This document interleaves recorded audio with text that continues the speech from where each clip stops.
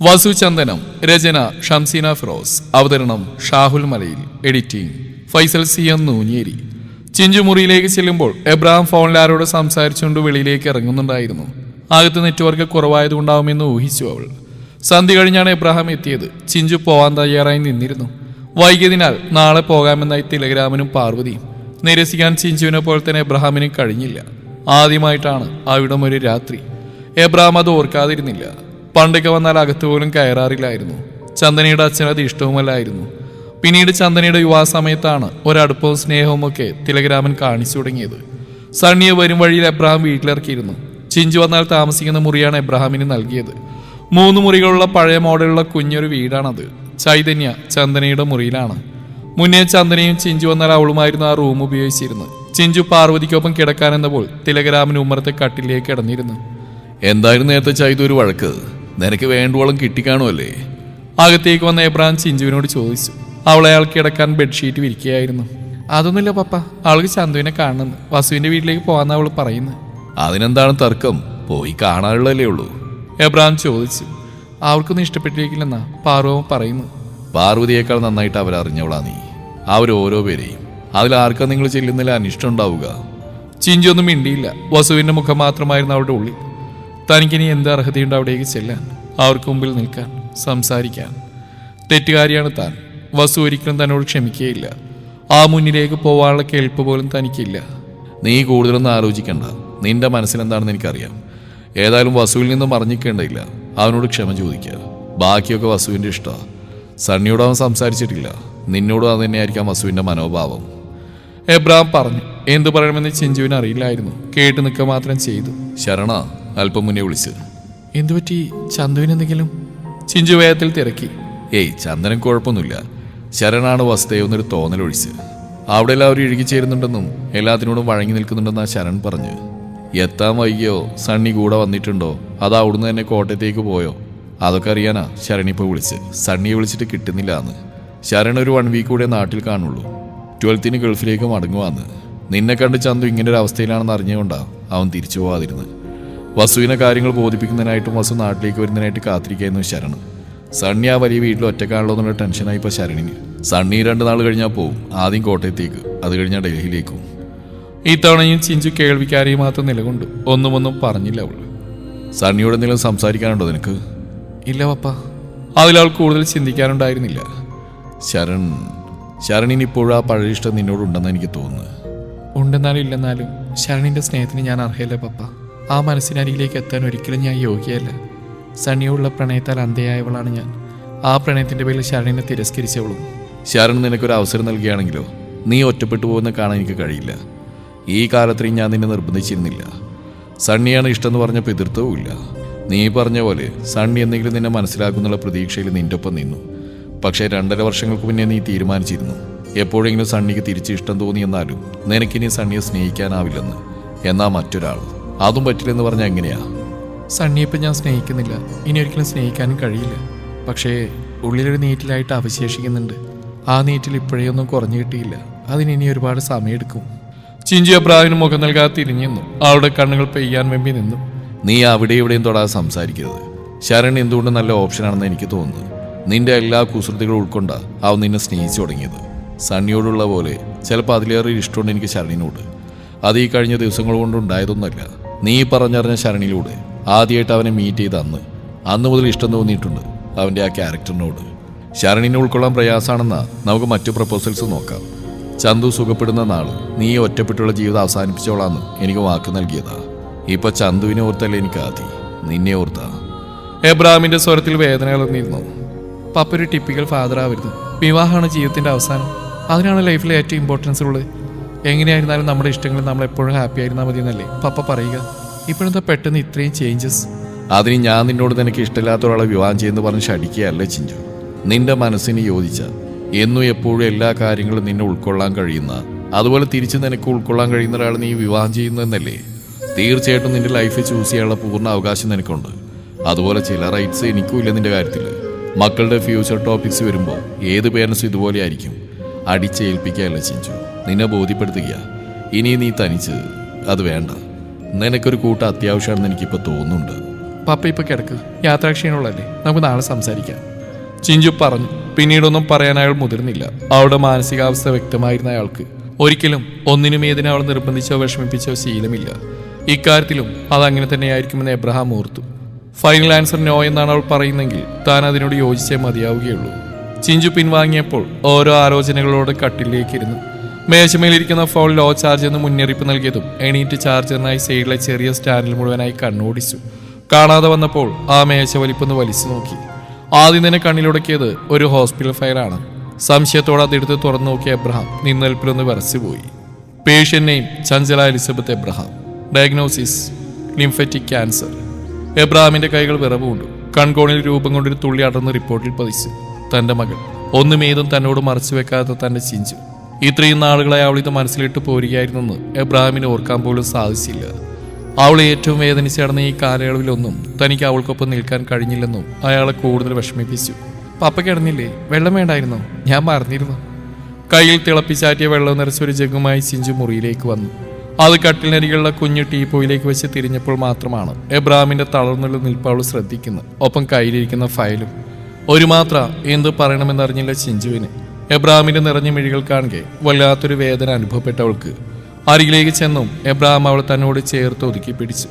നഷ്ടപ്പെട്ടു പോകുന്നതിന്റെ ഭയം അപ്പോഴെന്ന പോൽ അയാൾ അനുഭവിച്ചറിഞ്ഞു. സ്നേഹിച്ചും ഒരുമിച്ച് ജീവിച്ചും കൊതി തീരുന്നതിന് മുന്നേ ജീവന്റെ പാതിയായവൾ വിട പറഞ്ഞു പോയിരുന്നു. ആ വേദനയിലും നഷ്ടത്തിലും ചിഞ്ചുവിന് വേണ്ടിയാണ് തളരാതെ പിടിച്ചു നിന്ന്. ഇനി ചിഞ്ചുവിനെ കൂടി. അങ്ങനെയൊന്ന് ചിന്തിക്കവേ തന്നെ വിറച്ചുപോയി അയാൾ. എന്തുകൊണ്ടാ നീ പപ്പയെ അറിയിക്കാതിരുന്നത്?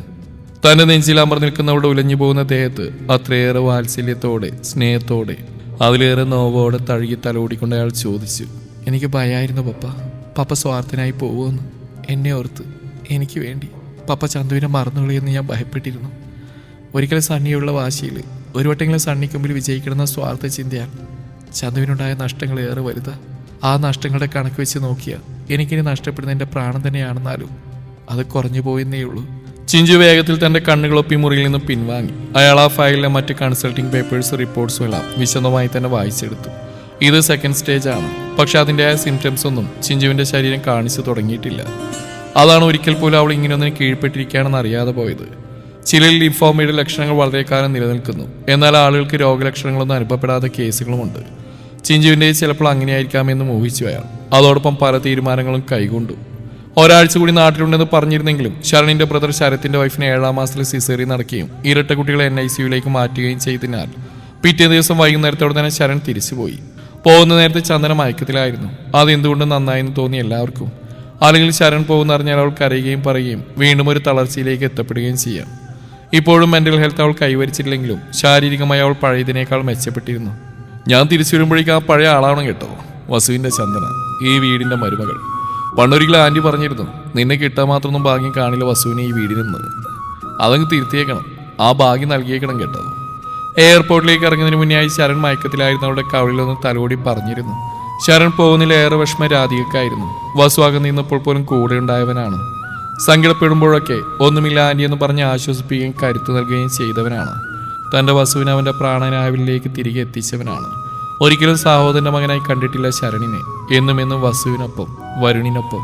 ചിലപ്പോൾ അവരെക്കാൾ ഒരുപടി മുന്നിലായിരുന്നു ശരണിന്റെ സ്ഥാനം. കാറ് പോയ വഴിയെ നോക്കിയെന്ന് രാധിക കണ്ണുകൾ തൂത്തു. വസുവും വരുണുമാണ് എയർപോർട്ടിൽ പോയിരിക്കുന്നത്.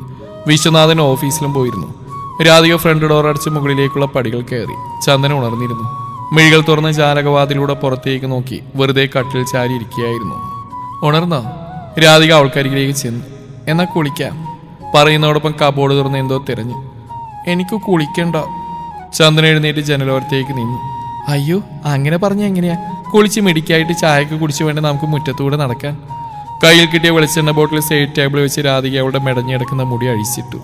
എന്നാ എനിക്ക് ആ പൂക്കളൊക്കെ ഇരുത്തിരോ? എല്ലാം വേണം, ആ ചുവന്നും വെളുത്തോ നീലയോ എല്ലാം. താഴെ പൂന്തോട്ടത്തിലേക്ക് കണ്ണു നീട്ടി കൈ ചൂണ്ടിക്കാണിച്ചവൾ ഒരു കൊച്ചു കുഞ്ഞിന്റെ ഭാവത്തോടെ പറയുന്നുണ്ട്. അതിനെന്താ, എന്ത് വേണേലും തരാലോ. എല്ലാം ചന്ദനയ്ക്കുള്ള തന്നെയാ, വേറെ ആർക്കും കൊടുക്കില്ല കേട്ടോ. രാധിക ഒരു പുഞ്ചിരിയോടെ എണ്ണമയം വറ്റിയിരുന്ന അവളുടെ നെറുകയിലും മുടികളിലും എണ്ണ തൊട്ട് നൽകി. തോർത്തും മാറ്റി ധരിക്കാനുള്ള വസ്ത്രവും ബാത്റൂമിൽ കൊണ്ടുവച്ചു. ബക്കറ്റിൽ ചുടുവെള്ളമെടുത്തിനെ പാകപ്പെടുത്തിയ ശേഷം അവൾ ബാത്റൂമിലേക്ക് കൊണ്ടുപോയി. തലയിലിട്ട ഷാമ്പൂവിന്റെ പദാഹ്ലാദത്തോടെ അതിലേറെ കൗതുകത്തോടെ കയ്യിലേക്ക് എടുത്തു പിടിക്കുന്നവളെ കണ്ട് ഒരു മാത്ര രാധികയിൽ നോവുണർന്നു. എങ്കിലും എത്രയും വേഗത്തിൽ അവൾ പഴയ സ്ഥിതിയിലെത്തുമെന്ന് രാധികക്ക് ഉറച്ചൊരു വിശ്വാസമുണ്ടായിരുന്നു. ഇനി അവളെ പരീക്ഷിക്കാൻ ഒരു ദൈവങ്ങൾക്കുമാവില്ല. പാലിൽ അല്പം മാത്രം തേയില ചേർത്ത് ആവശ്യത്തിന് മധുരമിട്ടിളക്കിയ ലേറ്റ് ചായയാണ് രാധിക ചന്ദനക്കായി തയ്യാറാക്കുന്നത്. കഴിക്കാൻ രാവിലെ ഉണ്ടാക്കിയ ഉണ്ണിയപ്പവും. ശരണിന് ഉണ്ണിയപ്പം വളരെ ഇഷ്ടമാണ്. അവന് കൊണ്ടുപോകാനാണ് ധൃതിപ്പെട്ട് രാവിലെ ഉണ്ണിയപ്പം ഉണ്ടാക്കുന്നത്. ദേവേട്ടിനെവിടെ? ചായ മുത്തി കുടിക്കുന്നതിനിടെ ചുറ്റുപാടും തിരഞ്ഞുകൊണ്ടവൾ ചോദിച്ചു. രാധികക്ക് ഒരു നിമിഷം എന്ത് പറയണമെന്ന് അറിഞ്ഞില്ല. പോയെന്ന് പറഞ്ഞാൽ ചന്ദന ഏതുവിധം പ്രതികരിക്കുമെന്ന് യാതൊരു നിശ്ചയവുമില്ല. ഞാനിന്ന് ഉച്ചക്കും കണ്ടില്ലല്ലോ, ഊണ് കഴിക്കുമ്പോഴും ഇല്ലായിരുന്നല്ലോ, ചന്ദന വീണ്ടും അന്വേഷിച്ചു. 4 മണിയോടെ ഇറങ്ങേണ്ടതിനാൽ ശരൺ ഉച്ചയ്ക്ക് പാക്കിംഗ് കാര്യങ്ങളുമായി തിരക്കിലായിരുന്നു. അത് കഴിഞ്ഞ് വൈകിയാണ് ഊണഴിക്കാൻ വന്നിരുന്നത്. അവരെല്ലാം പുറത്തു പോയിരിക്കുക, അല്പസമയത്തിനുള്ളിൽ തിരിച്ചെത്തും, രാധിക പറഞ്ഞു. എവിടെ പോയതാ? എവിടെ പോവാണെങ്കിലും എന്നെ കൂടെ കൊണ്ടുപോകുന്നു പറഞ്ഞിരുന്നല്ലോ, എപ്പോഴും എന്നോട് നുണ പറയാണോ? ചന്ദനയുടെ ചുണ്ടുകൾ വിതുമ്പി, കണ്ണുകൾ നിറഞ്ഞു. അയ്യോ, അവരിപ്പം ഇങ്ങ് എത്തില്ലേ, അതിനാണ് നീ കരയുന്നത്. ഇനി പോകുമ്പോഴൊക്കെ നിന്നെയും കൊണ്ട് പോകണമെന്ന് ഞാൻ പറയാൻ കേട്ടോ അവനോട്. നീ ഉറങ്ങിയോണ്ടാ, അല്ലെങ്കിൽ ഉറപ്പായി നിന്നെയും കൂടെ കൂട്ടുമായിരുന്നു. രാധിക അവളെ ആശ്വസിപ്പിക്കാൻ ശ്രമിച്ചു. ഒപ്പം തന്നെ പാതി കുടിച്ച് നീക്കി വെക്കാൻ തുടങ്ങിയ ചായ മുഴുവനായും കുടിപ്പിക്കുകയും 2-3 ഉണ്ണിയപ്പം നിർബന്ധിച്ച് കഴിപ്പിക്കുകയും ചെയ്തു. വസുവും വരുമ്പോൾ രാധികയും ചന്ദനയും മുറ്റത്ത് പൂന്തോട്ടത്തിലാണ്. രാധിക ഓരോ പൂക്കൾ അവൾ കാണിച്ചു കൊടുക്കുമ്പോഴും അവൾ വിടുന്ന കണ്ണുകളോടെ അതിനെ നോക്കിക്കാണുകയും ചിലതൊക്കെ കയ്യിൽ വേണമെന്ന് വാശി പിടിക്കുകയും ചെയ്തു. തന്റെ പൂന്തോട്ടത്തിലെ പൂക്കൾ പറിച്ചെടുക്കുന്നത് രാധികയ്ക്ക് വളരെ ദേഷ്യവും വിഷമമുള്ള കാര്യമാണെന്നാൽ കൂടി ചന്ദന ആവശ്യപ്പെട്ടപ്പോൾ അത് ചെയ്യാതിരിക്കാനായില്ല അവർക്ക്. ഒരു പുൻസിരിയോടെയാണ് വസു അവർക്കരികിലേക്ക് വന്നു. വരുൺ കളിയുണ്ടെന്ന് പറഞ്ഞ് വന്നവടി വേഷം മാറി ബൈക്കും എടുത്തു പോയി. ദേവേട്ട് വന്നില്ലേ? വസുവിനെ കണ്ട് ചന്ദന അവന് പുറകിലേക്ക് നോക്കി. അവൻ പോയല്ലോ, ഇനി വരില്ല, വസു ഭാവം ഏതും കൂടാ പറഞ്ഞു. വരില്ലേ? അമ്മ പറഞ്ഞല്ലോ ഇപ്പൊ വരുമെന്ന്. അവൾ വേദന തിങ്ങിയ മിഴികളാലെ രാധികയെ നോക്കി. വരും മോളെ, ഇവൻ ചുമ്മാ പറയുന്ന നിന്നെ പറ്റിക്കാൻ. വസു, നീ വെറുതെ ഓരോന്ന് പറഞ്ഞതിനെ കരയിപ്പിക്കരുത്. വസു ഒന്ന് കണ്ണുകൾ ചിമ്മിച്ചിരിക്കുക മാത്രം ചെയ്തു. അവൻ നോക്കി കാണുകയായിരുന്നു. അവളുടെ ഉള്ളിൽ എത്രത്തോളം ആഴത്തിൽ വസുതയോ പടർന്നിറങ്ങിയിട്ടുണ്ടെന്ന്. വരില്ലെന്ന് പറയുമ്പോൾ ആ കണ്ണുകളിലുണ്ടായ പിടച്ചിൽ, വേദന. ഈ കഴിഞ്ഞ കാലങ്ങളിൽ ഇതുപോലെ എത്രമാത്രം വേദനിച്ച് കാണണം ഇവൾ. വസുവിന്റെ ഉള്ളിൽ അവളോടുള്ള പ്രണയം നിറഞ്ഞു തുളുമ്പി. അത്രമേൽ സ്നേഹത്തോടെ നിറുകെ പുണരാനും ആ മിഴികളിൽ അരുമയോടെ ചുംബിക്കാനും അവന്റെ ഹൃദയം തുടിച്ചു. നീ വേഷം മാറിയോ, എനിക്കകത്ത് ജോലിയുണ്ട്, ഇവളെവിടേക്ക് നടത്തി കേട്ടോ. അകത്ത് തന്നെ ഇരുന്നാൽ മനസ്സ് ഒന്നുകൂടി ഇടുങ്ങാന്നേ ഉള്ളൂ, രാധിക പറഞ്ഞു. വസു വേഗത്തിൽ ചെന്ന് വസ്ത്രം മാറി വന്നു. രാധിക അകത്തേക്ക് പോയതും ചന്ദനയുടെ മുഖം വാടി.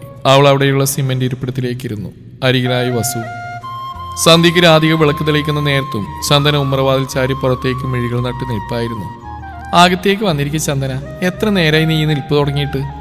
രാധിക അവൾക്കരിയിലേക്ക് വന്നു. ദേവേട്ട് വന്നില്ലല്ലോ, അവർക്ക് നേരത്തെ വന്നുവല്ലോ, അവരുടെ ഒപ്പം വരുമെന്നല്ലേ പറഞ്ഞു, നേരെ ഇരുട്ടുകയാണല്ലോ. രാധികയെ ശ്രദ്ധിക്കുന്നില്ല അവൾ. പിന്നെയും കണ്ണുകൾ നീളുന്ന മുറ്റത്തേക്കാണ്.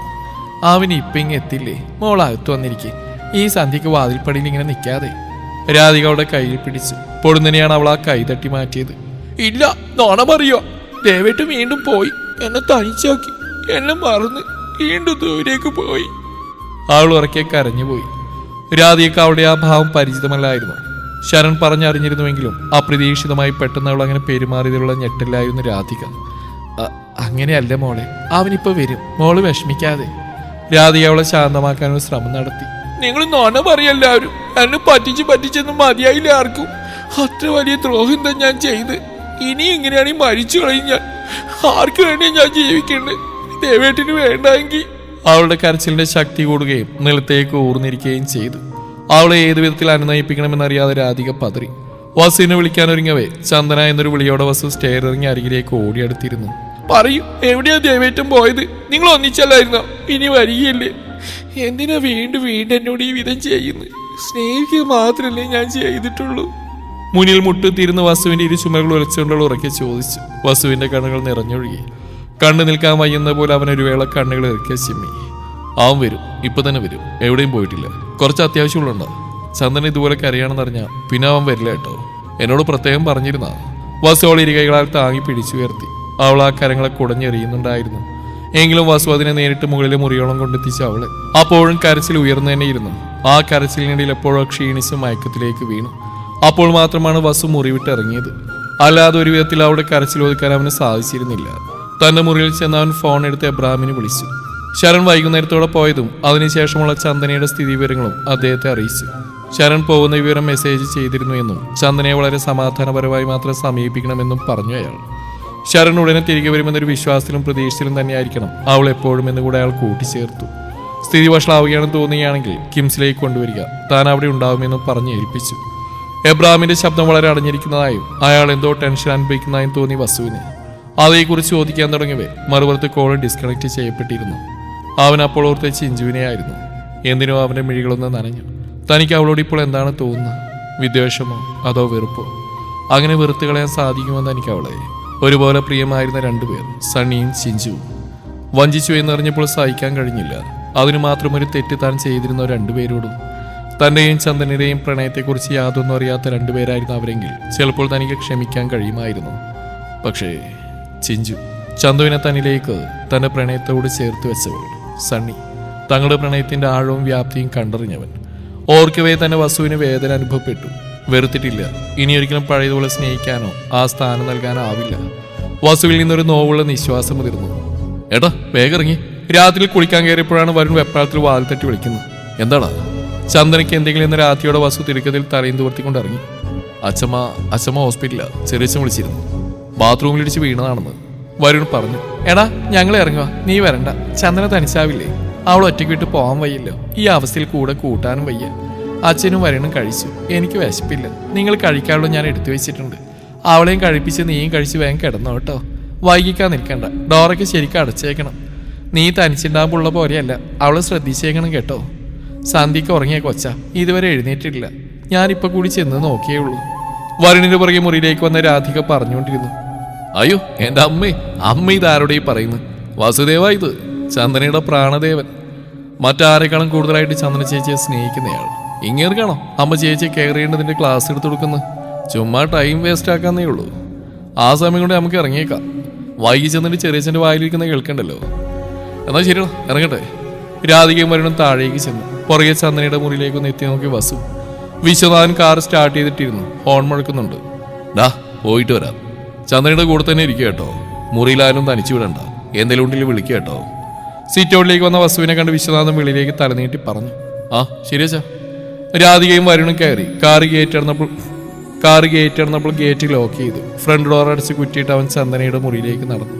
ബെഡിൽ അവളിൽ നിന്ന് കണ്ടതും വസുവിന്റെ ഉള്ളിലൂടെ ഒരു മിന്നൽ പിണർപ്പ് പാഞ്ഞുപോയി. വേഗത്തിൽ ബാത്റൂമിന് നേരെ മിഴികൾ ഓടി. അത് പുറമേ നിന്ന് പൂട്ടിയിരിക്കുന്ന സ്ഥിതിയിലായിരുന്നു. പെട്ടെന്നാണ് ബാൽക്കണി ഡോർ പാതി തുറന്നു വെച്ചിരിക്കുന്ന അവന്റെ ശ്രദ്ധയിൽപ്പെട്ടത്. ധൃതിപ്പെട്ട ആ വാതിൽ തുറന്നു നോക്കിയ വസുവിന് ശ്വാസം വിലങ്ങുമെന്നായി. കൈവരിൽ കയറിയുന്ന താഴേക്ക് ചാള ഒരുക്കുന്നവളെ അവൻ ഒറ്റ കുതിപ്പിനും ചെന്ന് ഇരികൈകളാലെ പൊക്കിയെടുത്ത് താഴേക്ക് ഇറക്കി. വീടന്നെ അവൾ അതിയായി ബലം പിടിക്കുകയും വസുവിന്റെ കൈകൾ കുടഞ്ഞെറിയുകയും ചെയ്തു. വസുവിന് അവളെ വലിച്ചെടുക്കേണ്ടി വന്ന മുറിയിലേക്ക് കൊണ്ടുപോകാൻ. അല്ലാത്ത പക്ഷെ എളുപ്പത്തിൽ അവളെ നേരിടുക സാധ്യമല്ലായിരുന്നു. വീണ്ടും അവിടെ നിന്നാൽ അവളതുപോലെ തന്നെ ചെയ്തേക്കാമെന്ന തോന്നൽ അവനെ കൂടുതൽ ഭീതിയിലാഴ്ത്തിയിരുന്നു. അവൾ നിരങ്ങി എണീറ്റ് ഓടാൻ തുടങ്ങിയതും വസു ബാൽക്കണി ഡോർ അടച്ച് ലോക്ക് ചെയ്തു. ചന്ദ്ര, അവൻ അങ്ങേയറ്റം വേദനയോടെ വിളിച്ചു. എന്നെ വിടൂ, എനിക്കിനി ജീവിക്കണ്ട. വീണ്ടും എന്നെ പറ്റിച്ചു പോയി കളഞ്ഞില്ലേ? ഉറക്കെ കരഞ്ഞുകൊണ്ട് അവൾ നിലത്തേക്ക് ഊർന്നു. എന്ന് ആര് പറഞ്ഞു ചന്ദനയോട്? ദാ ഇങ്ങോട്ട് നോക്ക്. അവൻ ഉടനെ വരുമെന്ന് ഞാൻ പറഞ്ഞിരുന്നല്ലേ. ചന്ദന ഇടക്കൊക്കെ ഇതുപോലെ അനുസരണക്കേട് കാണിക്കുന്നോണ്ടാ അവൻ പറയാതെ പോകുന്നു. നല്ല കുട്ടിയായിട്ടിരിക്കണം എപ്പോഴും. എങ്കിലും അവൻ നിന്നെ കൂടെ കൊണ്ടുപോവുകയുള്ളൂ. കേൾക്കുന്നുണ്ടോ നീ? വസു പതിയവളുടെ മുഖമുയർത്തി ഇരുകവളിലും കൈ ചേർത്തുകൊണ്ട് പറഞ്ഞു. അത് വിശ്വാസമാവാത്ത പോലെ അവൾ തലവെട്ടിച്ചുകൊണ്ടിരുന്നു. നിങ്ങളെല്ലാവരും നുണ പറയാ. വസുവിന്റെ കൈ തട്ടിയെറിഞ്ഞ് ദേഷ്യത്തോടെയായിരുന്നു അവളത് പറഞ്ഞ്. സങ്കടവുമുണ്ട്. കരഞ്ഞ് ചുമന്ന മൂക്കിൻ തുമ്പും ചുണ്ടുകളും വിറക്കുന്നുണ്ട്. അങ്ങനെയൊരവസ്ഥയിലും വസുവിന് അതുകൊണ്ട് ചിരി വന്നു. ആദ്യമായിട്ടാണ് അവൾ ദേഷ്യപ്പെട്ട് കാണുന്നത്. അയ്യോ ഇങ്ങനെ ദേഷ്യപ്പെടാതെ. പിന്നെ ഒരു കാര്യമുണ്ട് കേട്ടോ. ഇപ്പൊ പോയതുപോലെ പുറത്തേക്കും തനിയെ പോരുത്.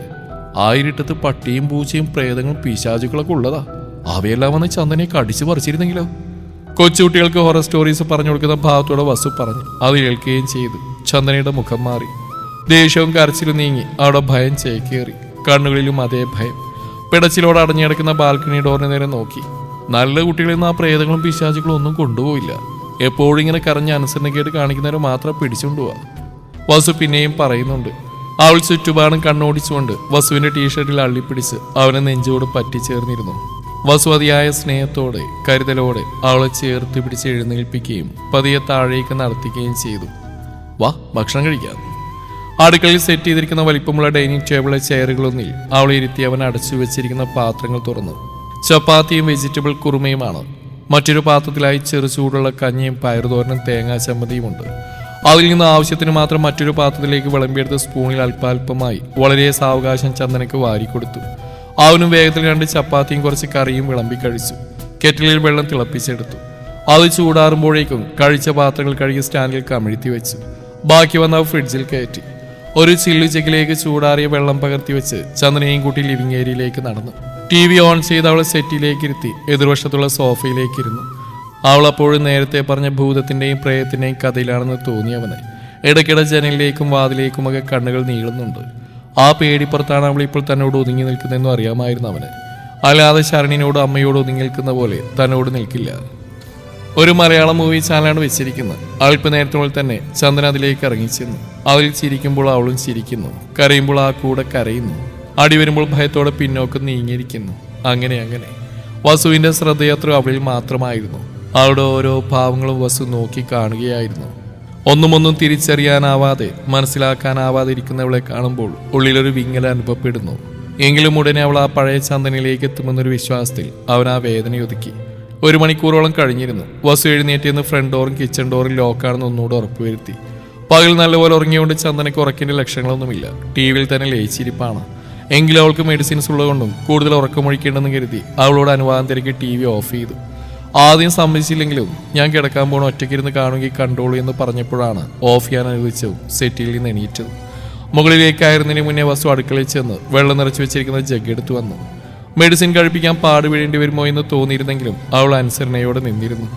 1/2 മണിക്കൂർ തികഞ്ഞതേയുള്ളൂ. ചന്ദനയുടെ കണ്ണുകൾ അടഞ്ഞു വരാൻ തുടങ്ങി. തലയിണ ശരിക്കും വെച്ച് അവളെ കിടത്തി ദേഹത്തേക്ക് പുതപ്പിട്ട് നൽകി. തണുപ്പുള്ളതിനാൽ AC-യുടെ സ്പീഡ് കുറച്ചിടുകയും ജനൽ അടച്ചിടുകയും ചെയ്തു. നേരത്തെ താൻ വരാൻ അല്പം വൈകിയിരുന്നെങ്കിൽ, താൻ ശ്രദ്ധിക്കാതെ താഴേക്ക് പോയിരുന്നെങ്കിൽ. ബാൽക്കണി ഡോറിലേക്ക് നോട്ടം തെറ്റിയത് വസുവിനെ നെഞ്ച് കിടുങ്ങിപ്പോയി. ജീവിതത്തിലേക്ക് അവൾ തിരികെ വരുന്നതും ഓർത്താണ് ഓരോ രാവുകളും വെളുപ്പിക്കുന്നത്. അല്ലാതെ ആ ജീവൻ നഷ്ടപ്പെട്ടു പോകുന്നതോർത്തല്ല. കാത്തുള്ളണേ ഈശ്വര. വസു നിശബ്ദം പ്രാർത്ഥിച്ചു. ദൈവങ്ങളിൽ വിശ്വാസമില്ലാത്ത തന്നെ ആ ദൈവങ്ങളോട് അടുപ്പിച്ചതുപോലെ ഇവളാണെന്ന ഓർമ്മ അവന്റെ ചുണ്ടുകളിൽ നനുത്ത പുഞ്ചിരി വിരിച്ചു. കയറിയൊന്നും തൊഴുതിയിട്ട് പോ, ദേവിയുടെ അനുഗ്രഹം ഉണ്ടാവട്ടെ. ഏറ്റവും ആദ്യമായിട്ട് വേണ്ടത് അതാ. അമ്പല പരിസരത്ത് കാണാൻ കാത്തിന്നൊരു നാളിൽ പറഞ്ഞതാണ്. വസൂളിൽ നിറയുന്ന പ്രണയത്തോടെ അവളെ നോക്കി. അവൾക്കരികിൽ ബെഡിൽ ചാരിയിരുന്നു. ആ ഇരിപ്പിലെപ്പോഴോ മയങ്ങിപ്പോയി. ചന്ദനയുടെ ഞരക്കം കേട്ടാണ് പിന്നീട് കണ്ണുകൾ തുറക്കുന്നത്. അരികിലിരിക്കുന്നവളെ കണ്ട് അവരൊന്ന് പകച്ചു. തുടരും ഈ കഥയുടെ ബാക്കി ഭാഗം നാളെ ഇതേ സമയം.